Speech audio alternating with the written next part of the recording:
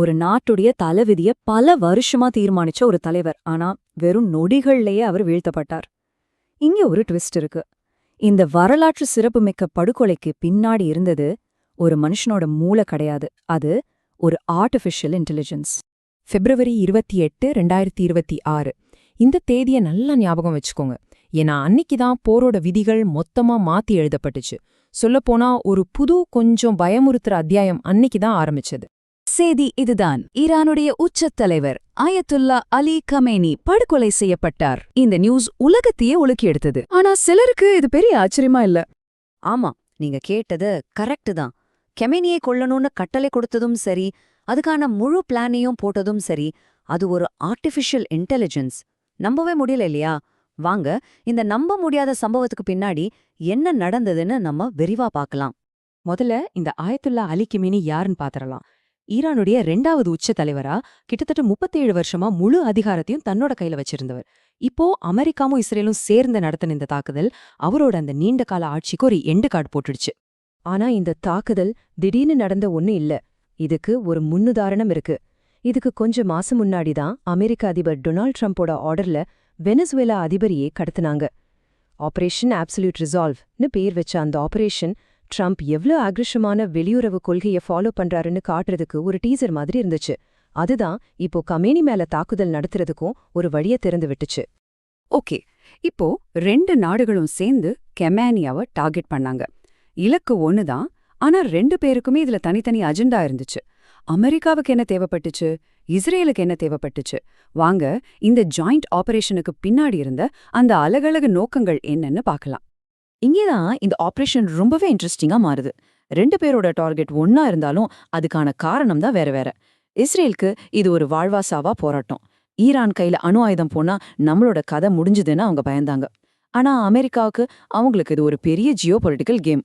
Houthi, Hezbollah மாதிரியான தீவிரவாத குழுக்களுக்கு போற பணத்தை நிறுத்தணும், ஹார்முஸ் ஜலசந்தியில எண்ணெய் போக்குவரத்தை செக்யூர் பண்ணணும், கடைசியா ஈரான்ல ஆட்சி மாற்றத்தையே கொண்டு வரணும்னு அவங்களோட லிஸ்ட் ரொம்ப பெருசு. பொதுவா இந்த மாதிரி ஒரு ஆபரேஷன்னா பெரிய உளவு அமைப்புகள், அதிநவீன ஆயுதங்கள்னு பயங்கரமா இருக்கும். ஆனா இந்த தடவை அவங்களோட மெயின் ஆயுதமே இது 2ம் கிடையாது.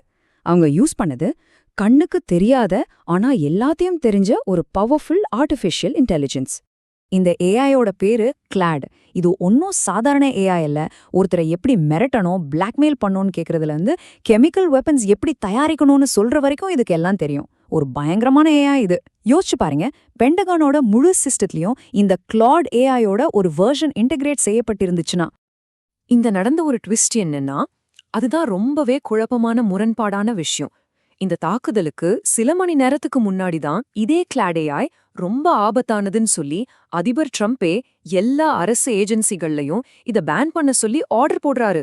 ஆனா அவர் தடை செஞ்ச அதே ஏஐ அடுத்த சில மணி நேரத்துல கமேனிய கொல்றதுக்கு மாஸ்டர் பிளான் போடுது. என்ன ஒரு முரண்பாடு பாருங்க. சரி, ஒரு அதிபரே தடை செஞ்ச ஒரு ஏஐ எப்படி இந்த தாக்குதலை நடத்துச்சு? எப்படி இந்த மொத்த பிளானும் போடப்பட்டு எக்ஸிக்யூட் பண்ணப்பட்டுச்சு? அமெரிக்காவோட கண்காணிப்புல இருந்து தப்பிக்க ஈரான் ஒரு டெக்னாலஜி யூஸ் பண்ணாங்க. அதை இந்த ஏஐ எப்படி உடைச்சது? வாங்க ஸ்டெப் பை ஸ்டெப்பா பார்க்கலாம். இந்த ஆபரேஷனோட ஒவ்வொரு ஸ்டெப்பும் ஒரு டெக்னாலஜி செஸ் கேம் மாதிரி தான் இருந்துச்சு.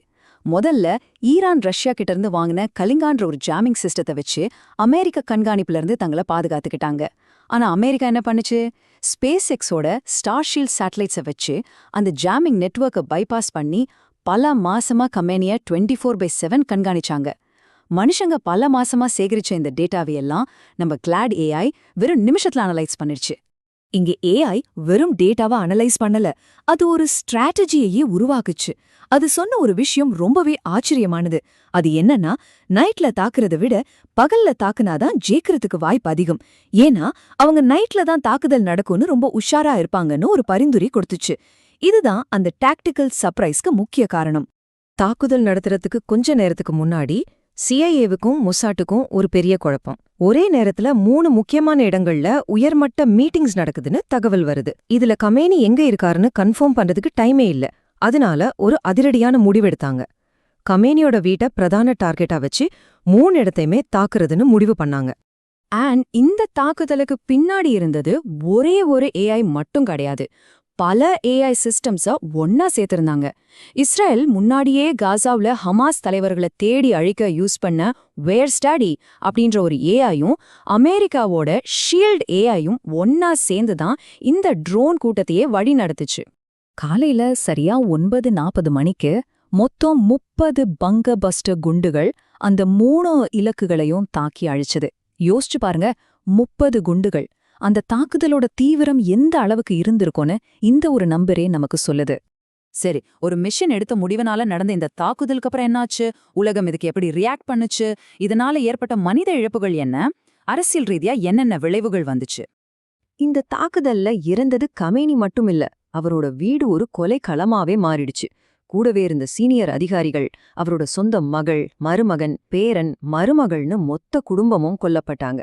இது வெறும் ஒரு அரசியல் படுகொலை மட்டுமில்ல, ஒரு குடும்பத்தையே அழிச்ச கொடூரமா அமைஞ்சுது. இந்த சம்பவத்துக்கு உலகத்தோட ரியாக்ஷன்ஸ் ரொம்பவே கலந்திருந்துச்சு. சில இடங்கள்ல மக்கள் அழுதாங்க, துக்கம் அனுசரிச்சாங்க. சில இடங்கள்ல இத கொண்டாடினாங்க. இன்னொரு பக்கம் ஈரான் ஆதரவாளர்கள் கோபத்துல கொந்தளிச்சு பலிக்கு பலி வாங்குவோன்னு முழங்குனாங்க. ஆனா இது எல்லாத்துக்கும் நடுவுல மத்த நாடுகள் மத்தியில ஒரு விதமான அமைதி, ஒரு பயம் பரவ ஆரம்பிச்சது.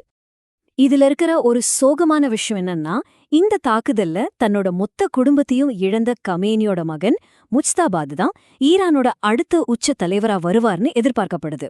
தன்னோட குடும்பத்தையே அழிச்ச ஒரு சம்பவத்துக்கு அப்புறம் அவர் ஆட்சிக்கு வர்றது ஒரு பெரிய சோகம்தான். சோ இங்க அசல் கேள்வியே கமேனி நல்லவரா கெட்டவரான்றது கிடையாது. முக்கியமான பாயிண்ட் என்னன்னா, ஆர்டிஃபிஷியல் இன்டெலிஜென்ஸ் இப்போ முழுசா போர்க்களத்துக்குள்ள நுழைஞ்சிருச்சு. இது போரோட எதிர்காலம் எப்படி இருக்க போகுது, நம்மளோட பாதுகாப்புக்கு என்ன கேரண்டின்னு ரொம்ப சீரியஸான கேள்விகளை எழுப்புது. கடைசியா இந்த மாதிரி ஆபரேஷனுக்கு பின்னாடி அரசியல் ஆதாயங்களும் இருக்கும். அமைதிக்கான நோபல் பரிசு வாங்கணுன்ற ட்ரம்போட கனவுக்கு வாழ்த்துக்கள்னு சில பேர் கிண்டலா சொல்றதையும் நம்ம இங்க பார்க்க வேண்டியிருக்கு. இந்த ஏஐ டெக்னாலஜிய அந்த கனவுக்காகத்தான் பயன்படுத்தினாங்க என்ற ஒரு விமர்சனமும் இருக்கு. யோசிச்சு பாருங்க, கமேனி மாதிரியான ஒரு உச்ச தலைவரையே ஒரு ஏஐயால இப்படி வீழ்த்த முடியுதுன்னா மத்த நாடுகளோட நிலைமை என்ன? ஏஐயே ஒரு ஆயுதமா மாறுற இந்த புது உலகத்துல ஒரு நாட்டோட இறையாண்மைக்கு என்னதான் அர்த்தம்? இந்த கேள்விக்கு கிடைக்கிற பதில் தான் நம்ம எல்லாரோட எதிர்காலத்தையும் தீர்மானிக்க போகுது. உங்களோட ஆதரவு தான் இந்த மாதிரி நல்ல விஷயங்களை இன்னும் அதிகமா செய்யணும்னு எங்களுக்கு ஒரு பெரிய உந்து சக்தியை கொடுக்கும். அதனால உங்களுக்கு பிடிச்சிருந்தா ஒரு லைக் பண்ணுங்க, உங்க நண்பர்கள், குடும்பத்தினர் கூட ஷேர் பண்ணுங்க. மறக்காம சப்ஸ்கிரைப் பண்ணுங்க.